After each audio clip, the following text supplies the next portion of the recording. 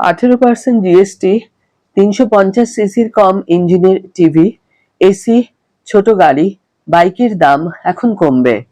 High everyone, welcome back to my channel অঞ্জনার ব্যঞ্জনা। বন্ধুরা, তোমাদের সকলকে আমার এই ছোট্ট ইউটিউব চ্যানেলে স্বাগত জানাই।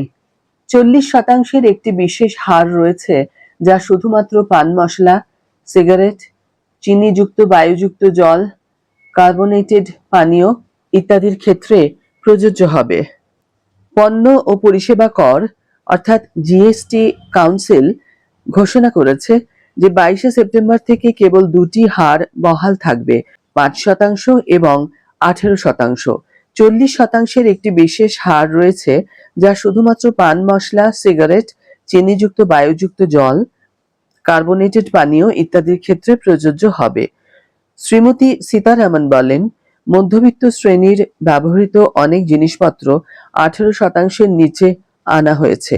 এর মধ্যে রয়েছে টেলিভিশন, এয়ার কন্ডিশনার এবং 350 সিসির নিচে বাইক। এই সংস্কারগুলির একটি বহুক্ষেত্রীয় এবং বহু বিষয়গত লক্ষ্য রয়েছে, যার লক্ষ্য সকল নাগরিকের জীবনযাত্রার স্বাচ্ছন্দ্য এবং সকলের জন্য ব্যবসা করার সহজতা নিশ্চিত করা। শ্রীমতী সীতারামনের অফিস এক্স হ্যান্ডেলে এই বিষয়ে একটি পোস্ট করা হয়। এখানে আরো বিস্তারিত ব্যাখ্যা দেওয়া হলো।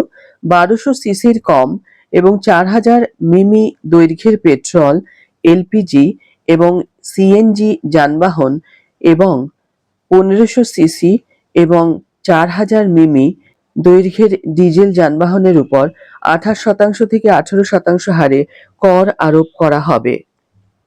অর্থমন্ত্রী বলেন, 1200 সিসি পেট্রোল এবং 1500 সিসি ডিজেলের চেয়ে বড় সকল গাড়ির ক্ষেত্রে 40% হারে চার্জ করা হবে। 1200 সিসির ওপরে এবং 4000 মিলিমিটারের বেশি লম্বা সমস্ত অটোমোবাইল, 350 সিসির উপরে মোটরসাইকেল, ব্যক্তিগত ব্যবহারের জন্য ইয়ট এবং বিমান এবং রেসিং কারের ওপর 40% কর আরোপ করা হবে। বৈদ্যুতিক যানবাহনের ক্ষেত্রে 5% জিএসটি চার্জ করা হবে। অন্যান্য উচ্চাকাঙ্ক্ষী জিনিসপত্র 18% স্ল্যাবের আওতায় আনা হয়েছে। এর মধ্যে রয়েছে ডিশ ওয়াশার, মনিটর এবং প্রজেক্টর। সিমেন্টের উপর জিএসটি হার 28% থেকে 18%-এ নামিয়ে আনা হয়েছে। 3 চাকার গাড়ির উপরও কর 18%-এ নামিয়ে আনা হয়েছে।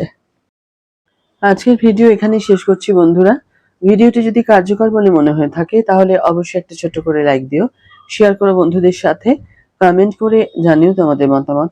যারা এখনো আমার চ্যানেলটিকে সাবস্ক্রাইব করোনি তারা অবশ্যই আমার চ্যানেলটিকে সাবস্ক্রাইব করে আমার পাশে থেকো, আর যারা অলরেডি সাবস্ক্রাইব করে দিয়েছো তাদের জন্য আমার অনেক ভালোবাসা এবং অনেক ধন্যবাদ। আজ তাহলে বিদায় বন্ধু, দেখা হবে পরের ভিডিওতে।